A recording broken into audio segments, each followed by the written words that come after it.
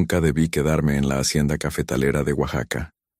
Lo digo así, sin adornos, porque hay cosas que solo entiendes cuando ya es demasiado tarde, cuando el cuerpo sigue aquí. Pero una parte de ti se quedó atrapada en un lugar que no aparece en los mapas turísticos ni en los folletos bonitos sobre café de altura.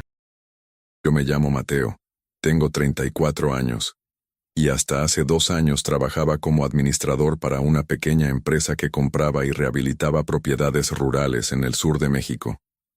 Mi trabajo no tenía nada de misterioso. Revisaba papeles, tomaba fotos, hacía inventarios, negociaba con encargados, evaluaba daños estructurales, cosas normales, cosas aburridas. Cosas que, en teoría, no terminan con uno despertando a las 3:00 de la madrugada porque siente que alguien le está respirando al lado de la cama. La hacienda estaba en la Sierra Cafetalera de Oaxaca, a unas 2 horas y media de la carretera principal, metida entre neblina, barrancas y lomas cubiertas de cafetos. Me enviaron a finales de octubre, apenas unos días antes de Día de Muertos, para hacer una inspección completa de la propiedad y definir si valía la pena comprarla. El nombre oficial en los documentos era Hacienda San Jerónimo del Niebla, aunque la gente de la zona simplemente la llamaba la Casa Grande. Cuando pregunté por qué, un chofer de camioneta colectiva me contestó sin mirarme: porque lo demás ya se lo tragó el monte, y lo que quedó, mejor ni tocarlo. En ese momento me reí. Pensé que era la típica forma de hablar de la gente en pueblos donde todavía se respetan demasiado las historias viejas. Si esta historia te está poniendo la piel de gallina, suscríbete al canal Sombras de Medianoche y déjanos en los comentarios si has vivido algo similar. Tu apoyo nos ayuda a traer más historias que te mantendrán despierto esta noche. Llegué el 29 de octubre, poco después de las 5:40 de la tarde. Ya estaba oscureciendo. En Oaxaca la luz cae raro en ciertas zonas de sierra. No se va de golpe, pero se adelgaza, como si alguien la exprimiera poco a poco, hasta dejar solo una claridad grisácea. La entrada a la hacienda estaba marcada por 2 columnas de piedra cubiertas de musgo y enredaderas. La reja principal colgaba de un solo lado, oxidada, como una mandíbula rota. Adentro se veía un camino de tierra húmeda, bordeado por cafetos viejos, árboles altos y restos de lo que alguna vez fueron jardines. Todo olía a tierra negra, hoja mojada y humedad encerrada. Pero debajo de ese olor había algo más, algo agrio, antiguo, como madera podrida mezclada con veladoras apagadas. Me esperaba Efraín, el encargado de vigilar el lugar. Tendría unos 60 y tantos, piel curtida, sombrero de palma, voz baja. No era exactamente amable, pero tampoco grosero. Me ayudó a bajar mis cosas y me llevó al interior con una lámpara, porque la instalación eléctrica apenas servía en una parte de la casa. Mientras cruzábamos el corredor principal, noté que las paredes estaban cubiertas por retratos manchados, crucifijos torcidos y nichos vacíos donde seguramente antes hubo santos o fotografías familiares. El piso de mosaico crujía bajo las botas, y cada cuarto parecía tragarse el sonido del siguiente. Era como si la hacienda misma respirara despacio, esperando que uno dejara de hablar para escucharla mejor. Efraín me mostró un dormitorio en la parte frontal, cerca de la cocina vieja, y me dijo que ahí podía pasar la noche. La revisión completa la haríamos al día siguiente porque ya no quedaba luz. Luego, antes de irse, dejó una veladora, un vaso con agua y un pequeño rosario de madera sobre la mesa. Le pregunté si era una costumbre local o si se había ido la luz tantas veces que prefería prevenir. Él me respondió: no abra la puerta del fondo, joven, la que da al corredor de las trojes.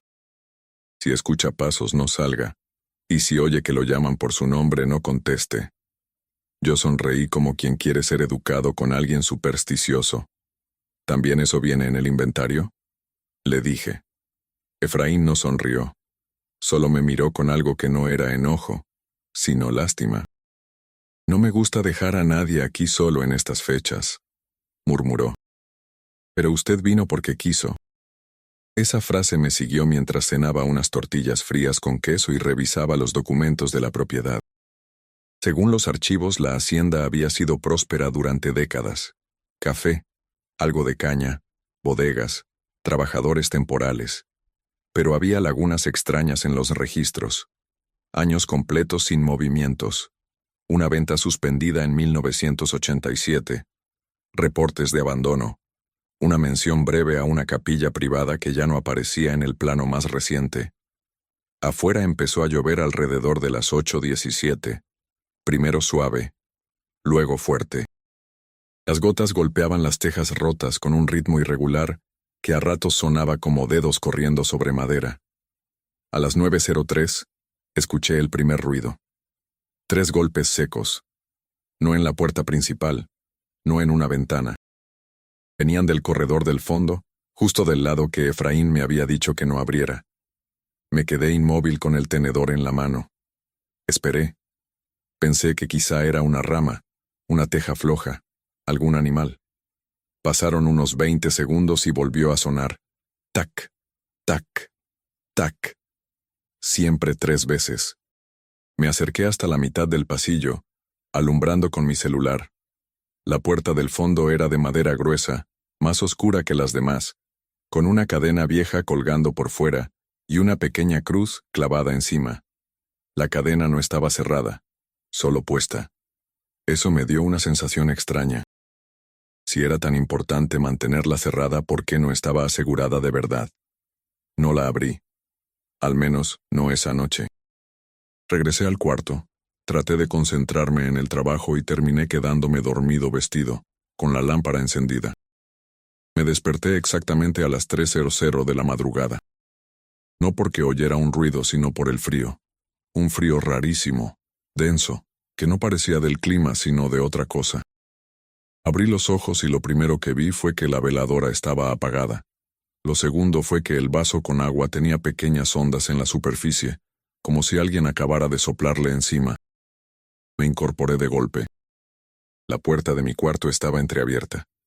Yo recordaba haberla cerrado. Entonces escuché pasos descalzos en el corredor. Lentos. Arrastrados. Una pausa. 2 pasos más. Y luego, muy cerca, una voz de mujer diciendo mi nombre, apenas un susurro. Mateo. No respondí. Se me puso la piel chinita completa. Sentí feo, de esa manera que uno siente cuando entiende, sin pruebas, que algo no está bien. El aire olía a café tostado y a flores marchitas. Quise convencerme de que estaba soñando, medio dormido, confundido. Pero el sonido siguió allí un par de segundos más. Una respiración húmeda, paciente, al otro lado de la puerta. Después, silencio total. No volví a dormir. Al amanecer, la hacienda parecía menos amenazante, pero no menos enferma. Con la luz gris de la mañana, vi mejor el deterioro. Humedad subiendo por los muros como manchas de dedos, azulejos quebrados, insectos muertos en las esquinas, retratos con los ojos rayados. Sin embargo, la vista hacia las laderas era hermosa. Filas de cafetos cubiertas de rocío, árboles de sombra levantándose entre la neblina, un camino de piedra que descendía hacia antiguas bodegas y secaderos. Por un momento pensé que la noche me había sugestionado. Eso pasa cuando uno duerme mal en lugares extraños. Efraín regresó poco después de las 7:00 con café de olla y pan. Cuando le conté lo de los golpes y la voz, bajó la mirada, como si confirmara algo que ya sabía. Le dije que no contestara, murmuró. ¿Quién se supone que era? Pregunté ya molesto. Él tardó en responder. Depende de quién lo escuche. Me explicó, a medias, que la hacienda llevaba cerrada muchos años por problemas entre la familia dueña y la gente del pueblo. Habló de una viuda que vivió allí sola durante meses, de peones que empezaron a renunciar porque escuchaban llorar en los secaderos, de una administradora que desapareció sin despedirse. Nada concreto. Todo en ese tono de rumor viejo que parece absurdo hasta que ves la cara de quien lo cuenta. Le pregunté por la puerta del fondo. Me dijo que conducía a una parte antigua de la casa, donde estaban las trojes, un despacho y el acceso a la capilla privada. Esa parte se cerró por algo, insistió. En estas fechas no conviene mover lo que está quieto. Yo ya estaba irritado. Había manejado horas para evaluar una propiedad, no para participar en una obra de teatro con supersticiones. Le dije que necesitaba revisar todo. Efraín me contestó algo que todavía recuerdo palabra por palabra. Hay lugares que no se abandonan, hay lugares que se entregan. Pasé toda la mañana tomando fotografías, midiendo muros, anotando daños y revisando antiguos cuartos de servicio. En una bodega encontré costales rotos, maquinaria oxidada y un calendario detenido en noviembre de 1994. En otro cuarto, una hilera de tazas de peltre cubiertas de polvo, como si alguien hubiera esperado una reunión que jamás ocurrió. Cada vez que levantaba la vista, sentía que alguien me observaba desde el corredor superior. 2 veces alcé la cámara del celular pensando que había visto una silueta. 2 veces no encontré nada. Hacia las 12:26, llegué a una cocina secundaria en la parte trasera. Había un fogón de ladrillo, frascos vacíos y una mesa larga con marcas oscuras de quemaduras. Sobre una repisa vi una caja de lata decorada con granos de café pintados. Adentro había estampitas viejas, una medalla de San Benito, un pequeño atado de ruda seca y una fotografía doblada. La abrí con cuidado. Mostraba a 3 personas frente a la hacienda. Un hombre de traje claro, una mujer muy delgada con vestido oscuro y una joven de mirada fija. Detrás de ellos, en una ventana del segundo piso, se veía un rostro borroso. Al principio pensé que era un defecto de la imagen. Luego noté que el rostro no estaba mirando a la cámara, estaba mirando hacia abajo, directamente a quien tomaba la foto. Guardé la fotografía en mi libreta. A las 2:10 bajé al pueblo a comer y, de paso, revisar unos archivos catastrales con el comisariado. La persona que más me habló no fue el comisariado, sino una señora llamada Aurelia, que atendía una tiendita frente a la iglesia. Al escuchar el nombre de la hacienda, dejó de contar monedas. ¿Se va a quedar allá?, preguntó. Le dije que tal vez una noche más. Ella negó con la cabeza y me ofreció una limpia con huevo como si me ofreciera aspirinas. Me contó que su abuelo había trabajado en los cafetales de joven, y que en la casa grande había una mujer que no dejaba entrar a nadie a la capilla. Según ella, durante una temporada de enfermedad y ruina, esa mujer empezó a hacer promesas, rezos raros y ofrendas para que la cosecha no se perdiera. Después vinieron accidentes, muertes repentinas, gente que oía pasos donde no había nadie. No era bruja de película, dijo Aurelia. Era peor, era alguien desesperada. Esa frase me incomodó más que cualquier cuento de fantasmas. Volví a la hacienda poco antes de las 5:00 de la tarde. Efraín no estaba. Encontré la casa más oscura que el día anterior, como si la neblina hubiera bajado hasta meterse en los corredores. Revisé mi señal de celular. Una raya intermitente. Pensé en irme, dormir en el pueblo y regresar al día siguiente. Pero ya tenía medio inventario hecho y me molestaba la idea de retroceder por miedo a voces, cadenas y cuentos de ancianos. Ahí estuvo mi error. El momento exacto en que todo cambió no fue cuando escuché algo. Fue cuando decidí quedarme para terminar. A las 6:43, mientras revisaba el despacho principal, oí claramente el ruido de una taza rompiéndose en la cocina. Corrí hacia allá y no encontré a nadie. Solo una taza de peltre en el piso, balanceándose como si acabara de caer. El detalle es que esa taza estaba en una repisa alta, lejos del borde. Junto a ella, en la mesa, alguien había dejado granos de café formando una línea que no estaba antes. La línea iba desde la mesa hasta la puerta del corredor del fondo. Yo no creo en señales. O no creía. Me quedé viendo los granos durante varios segundos. Eran granos oscuros, brillosos, todavía con un olor fuerte, fresco, imposible para una hacienda abandonada donde todo lo demás olía a viejo.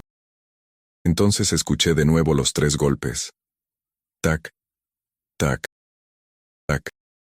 No sé si fue orgullo, irritación o esa clase de curiosidad que termina matando a la prudencia. Tomé la lámpara, caminé por el pasillo y retiré la cadena de la puerta. La madera estaba húmeda y fría. En cuanto la empujé, me golpeó un aire helado como si hubiera abierto una cámara subterránea en vez de una parte cerrada de la casa. El corredor interior estaba cubierto de polvo, telarañas y retratos volteados contra la pared. A cada paso levantaba un olor espeso a humedad, incienso viejo y café fermentado. Al fondo se veía una puerta angosta entreabierta. Más allá, una escalinata descendía hacia la capilla. En ese momento debí salir. En vez de eso, seguí. Si conoces a alguien que ama las historias de terror, comparte este video. Juntos podemos mantener vivas estas leyendas que nos conectan con lo desconocido. La capilla era pequeña, privada, casi íntima, pero estaba en un estado extraño. No parecía saqueada. Parecía abandonada a medias, como si la última ceremonia se hubiera interrumpido y nadie hubiera querido tocar nada después. Había veladoras derretidas pegadas al piso, flores secas, un altar cubierto con un lienzo oscuro y varias jícaras alrededor de una mesa baja. También vi tazas de café, montoncitos de sal, un rosario roto y algo que me inquietó más que todo lo demás. Marcas de manos en la pared detrás del altar. No pintadas, marcadas con hollín o tierra muy fina, de diferentes tamaños, subiendo hacia el techo. Mi lámpara empezó a fallar. No apagarse del todo, sino latir. Luz, sombra, luz, sombra. Entonces oí una voz atrás de mí, muy cerca. Una voz de anciana que no sonó sobrenatural sino cansada, casi humana. No era para usted.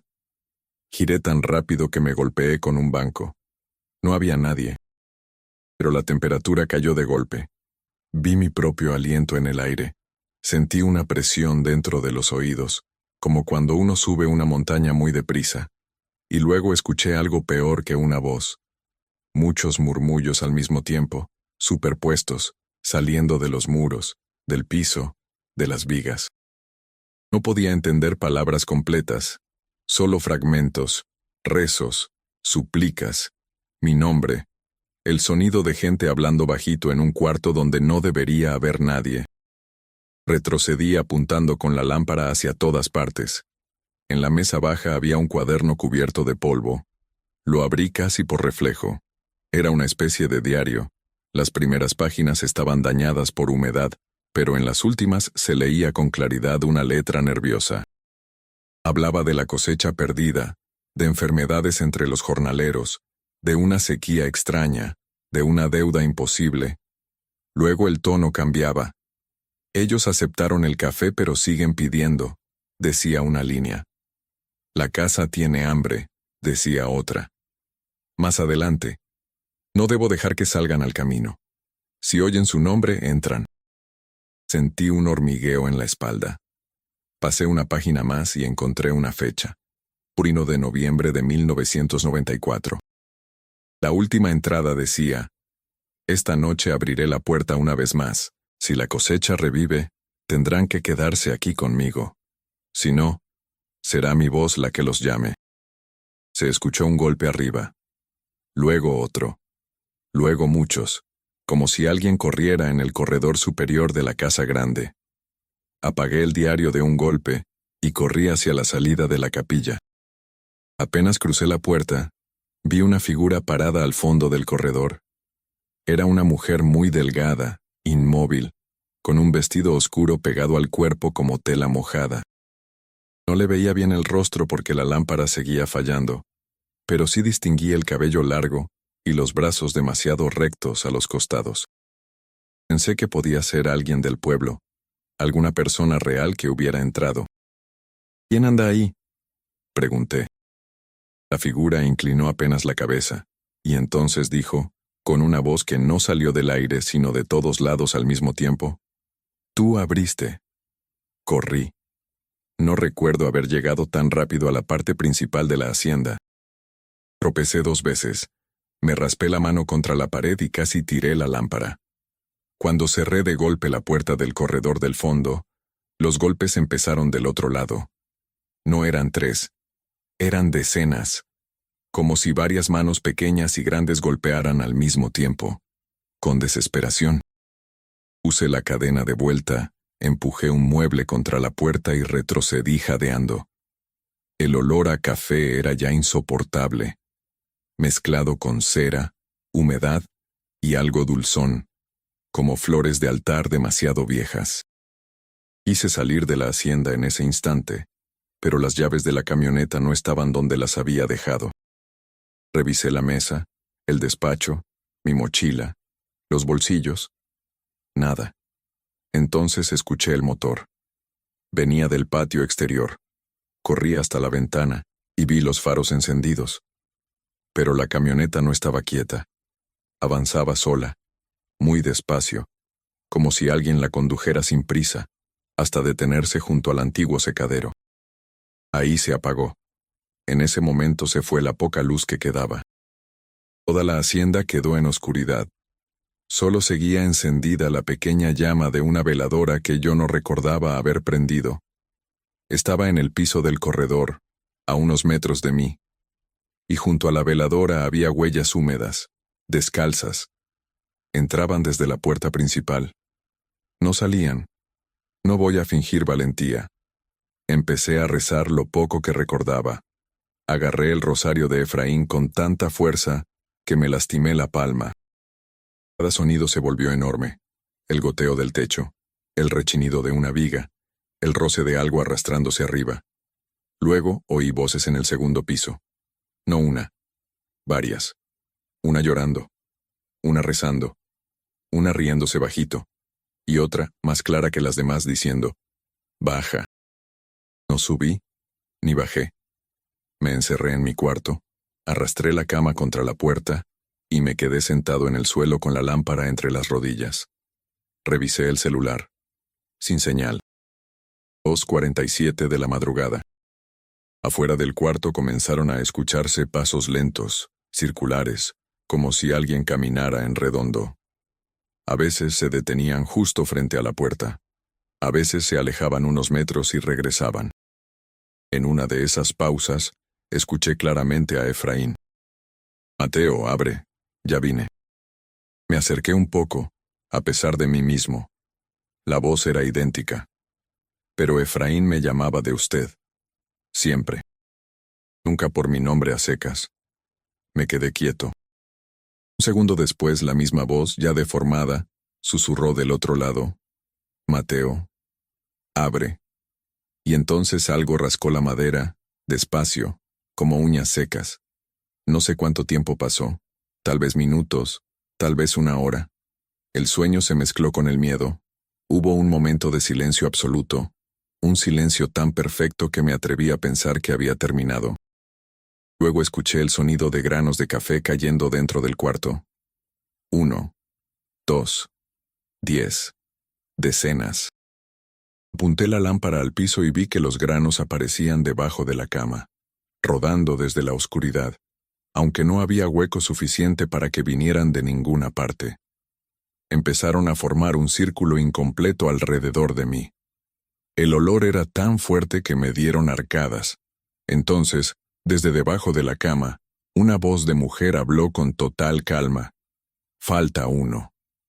Brinqué hacia la puerta y la abrí por puro terror, aunque eso fuera exactamente lo que no debía hacer. El corredor estaba vacío, salvo por una figura al final junto a la escalera. La misma mujer del vestido oscuro. Esta vez la vi mejor. Tenía el rostro pálido, los ojos demasiado hundidos y la boca manchada de algo negro, como café molido mojado. No avanzó caminando. Parpadeé y estaba más cerca. Parpadeé otra vez y ya estaba a mitad del pasillo. Sentí un dolor agudo en el oído izquierdo, como si la presión me fuera a reventar por dentro. Corrí escaleras abajo mientras detrás de mí empezaban otros pasos, muchos, de diferentes ritmos, bajando conmigo. La puerta principal no abrió. La empujé. La pateé. Nada. Detrás de mí las voces crecían. No gritaban, rezaban, lloraban, murmuraban mi nombre. Corrí hacia la cocina, tomé una botella de agua bendita que Aurelia me había obligado a comprar en la iglesia del pueblo, y la lancé hacia el corredor. No hubo explosiones ni escenas de película, pero sí pasó algo. Las voces se cortaron de golpe, la temperatura bajó aún más, y durante 2 segundos vi el corredor lleno. Lleno. No de fantasmas transparentes, sino de siluetas densas, oscuras, como personas cubiertas de humo húmedo. Había hombres encorvados, una mujer con rebozo, una figura pequeña tomada de la mano de alguien más alto, y al fondo, detrás de todos, la mujer del vestido, inmóvil, observándome como si yo acabara de confirmar algo que ella esperaba desde hacía décadas. En la pared detrás de ellos apareció una frase, marcada con humedad oscura que escurría hacia abajo. «Ya te oyeron». No me quedé a mirar más. Encontré una salida lateral por la cocina, una puerta que daba al patio desecado. Afuera llovía fino, una lluvia fría que convertía la tierra en lodo negro. Corrí hacia la camioneta con la sensación clarísima de que algo venía detrás de mí sin tocar el suelo. La puerta del conductor estaba abierta. Las llaves, puestas. Me subí, giré el encendido y el motor respondió a la primera. No miré al espejo hasta salir de la reja principal. Cuando por fin lo hice, vi a la mujer parada en la entrada de la hacienda, bajo la lluvia. No me seguía. Solo levantó la mano derecha y apoyó la palma sobre una de las columnas de piedra, como si me estuviera despidiendo o marcando el límite de algo. Llegué al pueblo casi al amanecer, temblando, cubierto de barro. Efraín estaba afuera de la iglesia.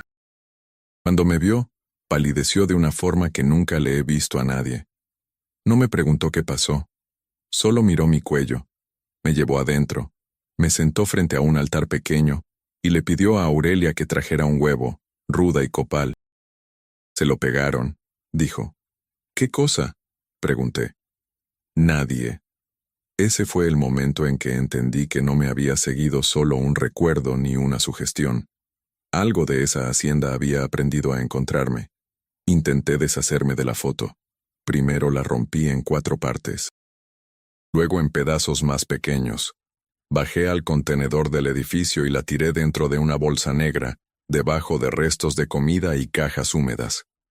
Esa misma noche, a las 13:00 am, me despertó el sonido de papel arrastrándose por el piso del cuarto. Encendí la luz y vi los pedazos de la fotografía otra vez sobre mi buró, acomodados con un orden imposible. No estaban completos. Faltaba justo la parte de la ventana. En su lugar, sobre la madera, alguien había dejado un puñado de granos de café formando un círculo pequeño, casi perfecto. Ya no estaba durmiendo bien. Ya no estaba pensando con claridad. Bajé de peso. Dejé de contestar llamadas. Cada vez que el reloj se acercaba a la madrugada, me invadía una ansiedad insoportable, como si mi cuerpo supiera que algo venía y tratara de avisarme antes de que mi cabeza lo aceptara. A veces escuchaba pasos en el pasillo del edificio, lentos, arrastrados, deteniéndose frente a mi puerta. A veces olía copal encendido dentro del baño, aunque no hubiera nada. Y 2 veces, mientras me afeité frente al espejo, vi detrás de mí a una mujer inmóvil en el marco de la puerta. Las 2 veces me corté por girarme demasiado rápido. Las 2 veces no había nadie. La marca apareció una semana después. Salí de bañarme y sentí ardor en el cuello, del lado izquierdo, justo debajo de la mandíbula.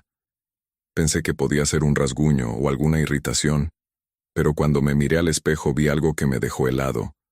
Una mancha oscura, ovalada, formada por pequeños puntos apretados entre sí, como si me hubieran presionado ahí un puñado de granos húmedos hasta tatuarlos bajo la piel. No dolía al tocarla, pero sí se enfriaba. A ciertas horas, sobre todo cerca de las 3:00 de la mañana, la zona se me ponía tan helada que parecía ajena a mi cuerpo. Le mandé una foto a Efraín. No me contestó por mensaje. Me llamó en menos de 5 minutos. ¿Te marcó? Dijo apenas respondí. ¿Qué significa eso? Que ya no quiere la casa, quiere que vuelvas. Le colgué. No porque no le creyera, sino porque empecé a creerle demasiado. Esa misma noche tomé un autobús rumbo al sur. No porque quisiera volver, sino porque empecé a entender algo horrible. Cada día que pasaba lejos de la hacienda, las manifestaciones se volvían más fuertes. Como si la distancia no me estuviera salvando, sino irritando a eso que me había marcado. Llegué al pueblo al amanecer, con la misma sensación de frío metida en los huesos y la marca del cuello más oscura que nunca, casi negra. Efraín y Aurelia ya me estaban esperando en la iglesia, como si supieran que iba a regresar. No me preguntaron nada, solo me llevaron directo a la hacienda con un rosario, agua bendita, copal y una bolsita de sal gruesa. Durante el camino, nadie habló. El monte estaba inmóvil, sin pájaros, sin viento, ni siquiera los cafetales se movían. Era como si todo alrededor estuviera conteniendo el aliento. Cuando entramos a la casa grande, sentí que ella me reconoció. No sé cómo explicarlo mejor. La madera crujió bajo nuestros pies con un ritmo parecido a una respiración, y el olor a café recién molido era tan intenso que picaba en la garganta. La puerta del corredor del fondo ya estaba abierta. Nadie la había tocado. Lo supe porque la cadena seguía colgando intacta a un lado del marco. Efraín se persignó. Aurelia me puso la mano en el hombro y susurró: «No escuches si te llama con otra voz». Bajamos a la capilla. Las veladoras estaban encendidas. Todas. Docenas de pequeñas llamas temblando frente al altar cubierto por el lienzo oscuro. El cuaderno seguía en la mesa baja, abierto en la última página. Pero esta vez, había una línea nueva escrita al final, con tinta fresca, brillante todavía. Ya volvió el que faltaba. Retrocedí tan rápido que choqué con Efraín.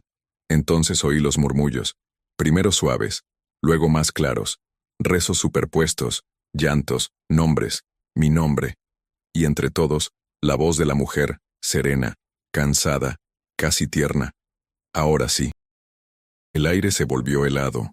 Las llamas de las veladoras se alargaron hacia un mismo punto, como si una corriente invisible respirara dentro de la capilla. El lienzo del altar cayó solo al piso. Detrás no había santo, ni cruz, ni imagen religiosa. Solo un hueco oscuro en la pared, profundo, imposible en una construcción de ese tamaño, como una puerta abierta hacia un espacio sin fondo. De adentro venía ese olor insoportable a café, humedad y flores podridas. Vi manos, no cuerpos completos. Manos primero, decenas, pálidas, delgadas, saliendo lentamente de la oscuridad interior y apoyándose en el borde del hueco como si algo quisiera asomarse desde muy adentro. Efraín empezó a rezar en voz alta. Aurelia rompió un huevo contra el piso y arrojó la sal hacia el altar. Yo no pude moverme. La marca del cuello me ardía como fuego helado.